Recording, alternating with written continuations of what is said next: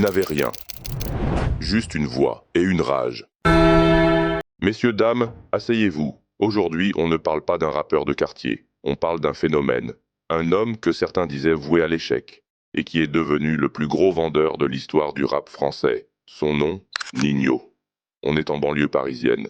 Un gamin timide, discret, mais obsédé par les mots. Il écrit partout, dans les cahiers, sur son téléphone, même dans sa tête. Pour lui, le rap n'est pas un passe-temps, c'est une survie. Premier freestyle, premier clash. Très vite, il impressionne. Mais dans les studios, on le regarde de haut. Encore un petit qui rêve. Sauf que lui, il ne rêve pas, il prépare. Et soudain, les freestyles MILS explosent. Une série, des millions de vues. Chaque épisode est une balle tirée dans le silence du rap français. Puis viennent les albums, des chiffres irréels. Chaque sortie, un raz de marée, des certifications en pagaille. Et une couronne invisible, celle du roi des streams. Mais derrière le succès, un mystère. Qui est vraiment Ninho? L'homme derrière les records reste dans l'ombre. Peu d'interviews, peu d'apparitions, juste la musique. Comme si l'artiste s'effaçait pour ne laisser parler que la légende. Et certains murmurent qu'il a fait un pacte avec son travail, qu'il s'est condamné à ne jamais ralentir, toujours plus haut, toujours plus fort, quitte à s'y brûler. Alors que retenir de cette histoire? Que le silence peut être plus puissant que 1000 discours, que la constance est une arme, et qu'un gamin de quartier peut transformer ses ratures en empire. Moi,